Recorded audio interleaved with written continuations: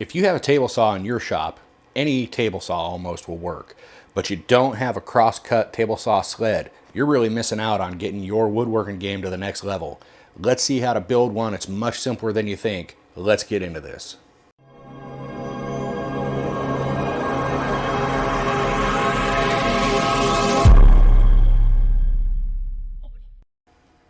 So again, thanks for joining today. I know your time is valuable, so we're going to make this as quick and easy as we can. I'm going to use all scrap material. This is going to be 3/4 inch plywood that was left over from another project. And the first thing that I'm going to do is rip this. This will be approximately the width of the sled that I'm going to make for a friend. I'm going to cut out 4-inch strips out of this material here to use as the front and the back fence. And once that's dry, I'm going to cut a dado in the top to accept some T-track, so that if he chooses to later on, he could incorporate a stop for repeat cuts. So again, scrap material here. The width is arbitrary. You can make it however big or small you want to. The same with the depth. So let's get into it and I'll show you what we're doing.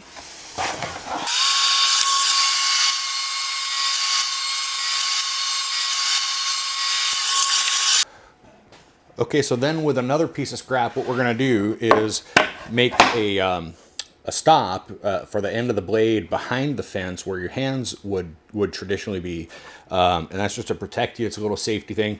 Again, it could be whatever size you want. I'm just going to make it, 4x4, which is roughly the same size as the rear fence. So let's do it.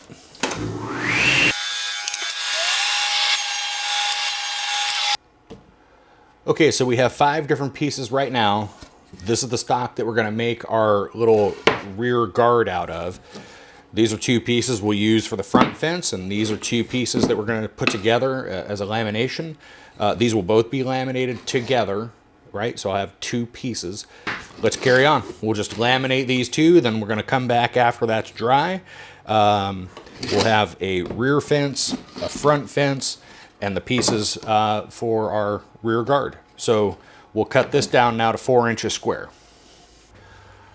Okay, and because we're not building space shuttle tiles, what we're going to do is we're just going to measure over 4 inches because that's what I want it to be. I'm going to make a mark here at 4 inches from the tooth of the blade, and I'm just going to knock out 3 or 4 of these, pick the best ones when it's done.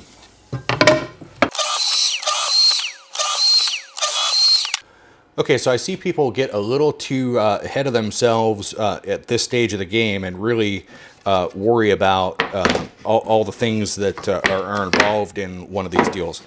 Tell you guys, it's real simple. We're just roughing this together, these laminations. So we're going to glue this up and leave them in clamps, and then they'll set till tomorrow, and then we'll trim them down. But there's really just not that much that's that serious about what we're doing on this particular part.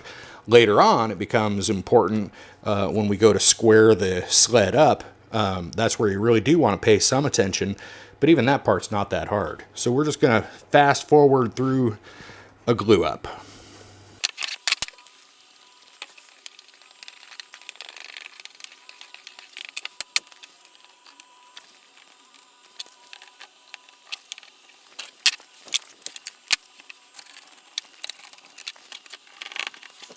Now, I didn't use nails in the front and the back fence, but I am going to put nails in the corners of these pieces simply to hold them together. The blade is going to go through the center of this if it goes through it at all. So even if later on this person used this sled on something like a saw stop, the nails wouldn't be in the way.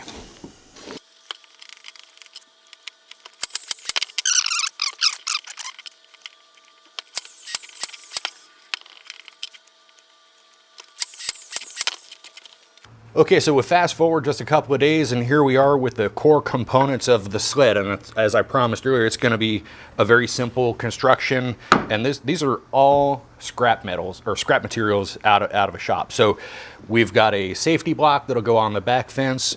We have a forward fence away from the operator. Then we have a operator side fence, which really the big detail here is just that it's got a 45-degree chamfer on the front edge.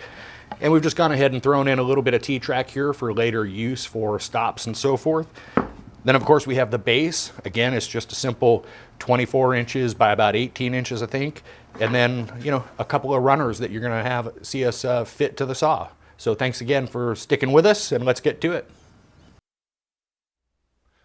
All right, and what you see us doing at this stage of the game is we have laid the table saw sled runners into the saw, and they are sitting on top of just some simple washers to elevate the runners up above the plane of the table saw surface. So that way, it's only going to make the sled will only make contact with the runners.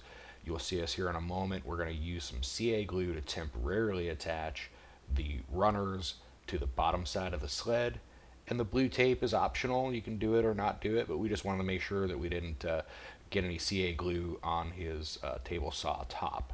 And so what we'll do is we'll apply some CA glue to the runners, and then we'll activate the bottom of the sled with some activator. And because we had taken a step off camera just to make sure that his saw was in fact square, so the fence was square to the blade and square to the miter slots, what we're going to do is we're going to hover this table saw sled over those runners without touching. We're going to come in and use the fence, which is locked in place, as our guide, and that way we'll be relatively close. There's going to be some adjustments needed on the rear table saw sled fence in order to make sure that it provides accurate cuts, but nonetheless, this will get us within, you know, a few thousandths worth of adjustment. So you see what we'll just drop this down in place, and we'll be all set and ready to just start doing adjustments.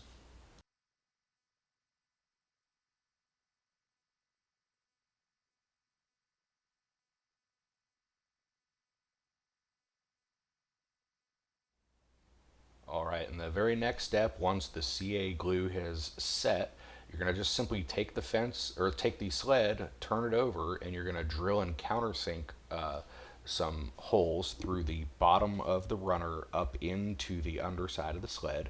The CA glue was simply the method to temporarily adhere those runners to the bottom of the sled, ensure that they didn't move. And we were pretty careful to make sure we didn't, you know, knock this thing out while we were flipping it over. But these screws that are countersunk, you need to make sure they're countersunk well so that they don't get in contact with the saw's miter slot. So that's what you see here is the permanent installation of the screws that are going to hold those runners in place.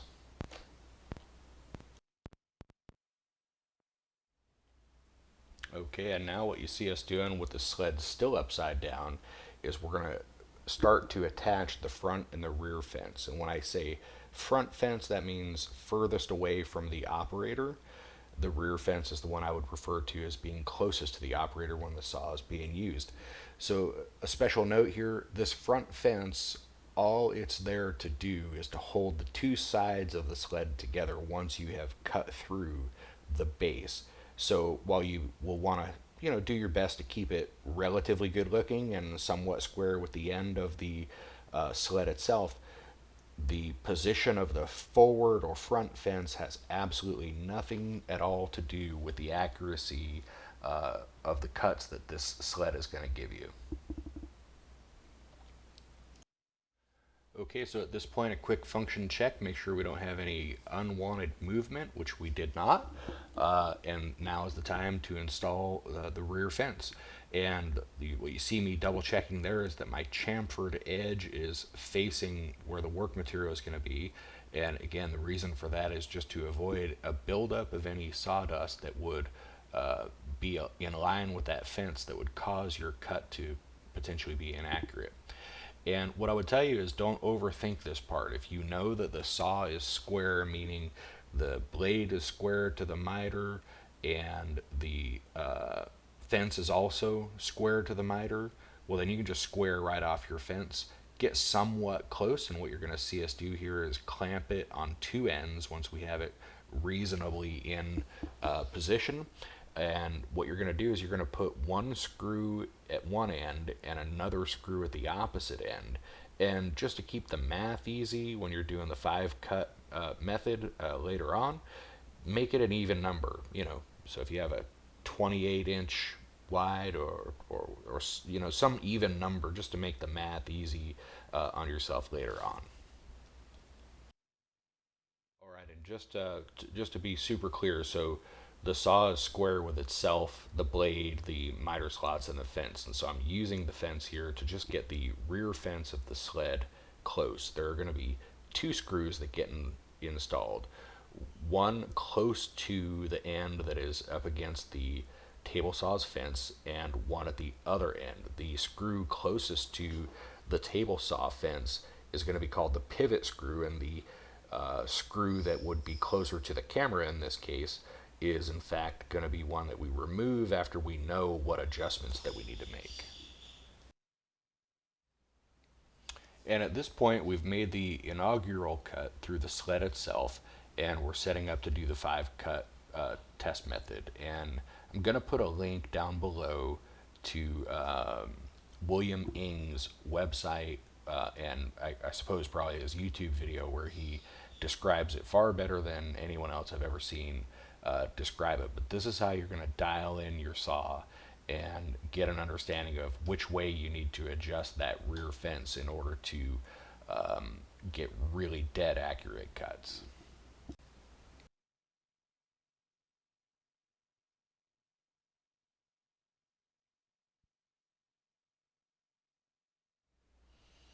Okay, and so here we're just kind of reviewing the 5-cut method, and my friend is going to town, and you know, again, this would become a very long video, such that I don't think he would enjoy it.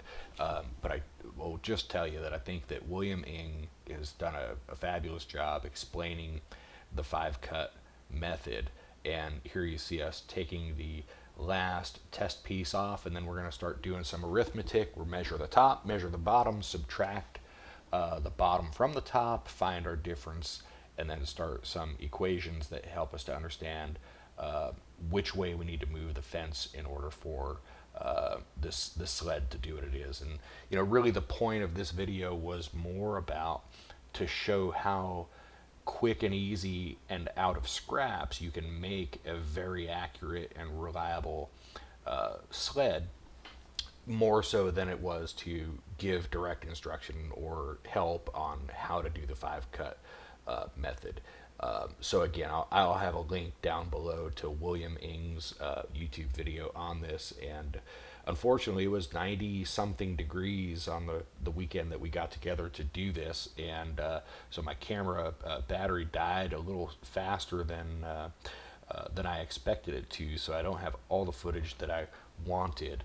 But again, this is the type of tool that costs very little money to build, because you're going to probably be able to use scraps that you already have laying in your shop, but it will up your game specifically for joinery, where you really need to count on very accurate cuts being made. So I appreciate you sticking with us to the end here, and just for the purposes of, you know, full disclosure here, this sled got within I think it was 1,000th over all four corners. So it was something like 1/10,000th of an inch off when we were done, and it only took the initial setup of the rear fence and one adjustment. So we got probably a little bit lucky, but that's just how accurate you could be with these types of sleds.